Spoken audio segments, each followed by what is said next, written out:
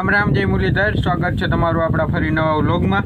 અને આપણે આવી ગયા હતા વાડીએ ને વાડીએ જો આજે થોડીક વાર રહીને હમણાં હાર્વેસ્ટર આવે એમ છે ઘઉં કાઢવા હાટું આપણે એની વાટે અહીંયા બેઠા છીએ। જુઓ આજે આ ઘઉં આપણે નીકળી જશે, આપણે અહીં બેઠા છીએ શાંતિથી। જો અહીં કાઢલો ટેસ્ટથી તમે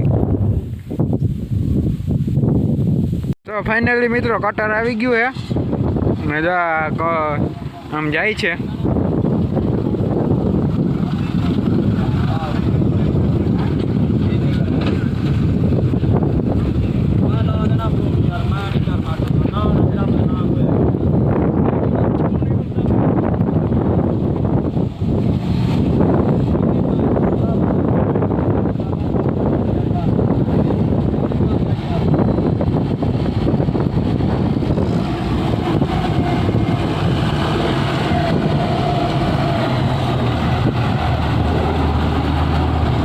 હાલો ભાઈ, આપણે આવી ગયા કટરની ઉપર।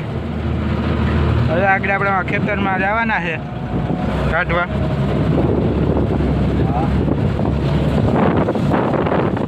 ટાંકી છે,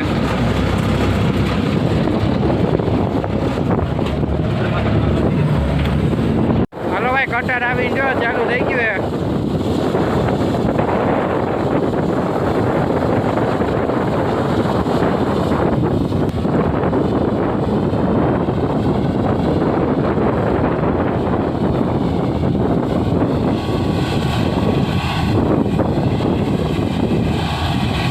તો મિત્રો જ અહીંયા એક કોઈ કટર આવે છે ને અમે અહીંયા જીતભાઈ જ અહીંયા ઊભા છીએ। મંડા બાપા ને ઓલા આપણા બાપા ને ઓલા ભાઈ આમાં અમે કટર હાલે આગળ અહીંયા આવે એટલે તમને સરખું બતાવું। હાલો ભાઈ, એક ટાંકી થઈ ગઈ ને એક ઠલવાઈ છે જો।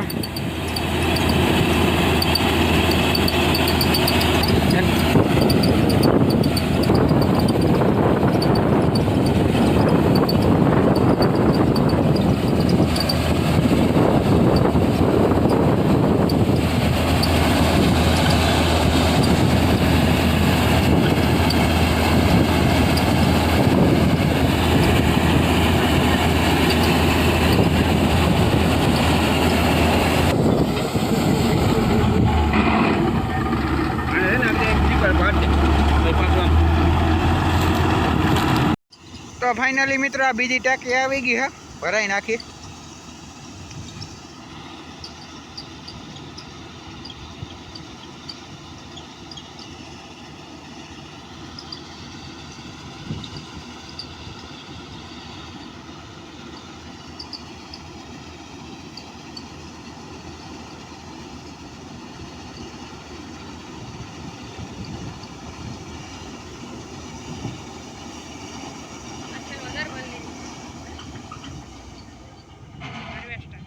તો ફાઇનલી મિત્રો જો ઘઉં બહુ કટાઈ ગયા છે ને જો કટર જાય છે પાછું। ઘઉં થઈ ગયા કમ્પ્લીટ। તો મિત્રો આપણે કટર વહી ગયું હતું અને આપણે આવી ગયા ઘરે અને નાહી ધોઈને આપણે થઈ ગયા છીએ કમ્પ્લીટ। અને હવે પાછું કાલે સવારે આપણે ઓલા શું કહેવાય ઘઉંને ઉપણવાના ને એવું બધું કરવાનું છે। તો કાલે સવારે ઘઉં ઉપણવાના છે, તો હવે કાલે પાછો તમને મળું। તો ફાઇનલી મિત્રો બપોર થઈ ગયા ને હવે જો ઘઉં ઉપણવા જઈએ છીએ। હાલો હવે ત્યાં જઈને વાડીએ જઈને તમને મળું। તો વાડી આવી ગયા હતા પણ કાંઈ પવન બવન નહોતો રહી, પછી જો પાછા ટ્રેક્ટર ભરીને હવે જો ઘરે લઈ જઈએ છીએ પાછા ઘઉં। અહીંયા ઓલી નીંકી ઓલી ચક્કી આવે એનાથી સાફ કરી નાખશું। તો ફાઇનલી મિત્રો ચક્કી આવી ગઈ, ચક્કી એવી રીતે હાઈન થઈ ગઈ પણ આપણે અહીંયા પાસે જઈને જોઈ લઈએ।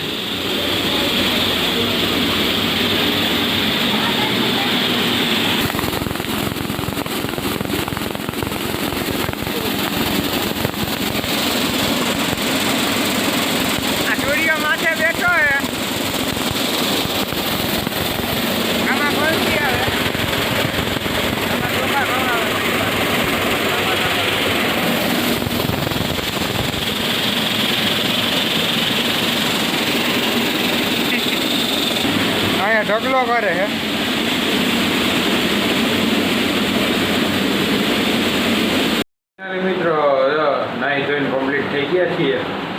ચોખ્ખી વહી ગઈ છે તો ઘઉં ટોકરા થઈ ગયા છે અને હવે મળશું પાછા આવતા નવા બ્લોગમાં એટલે ઘણા આવતું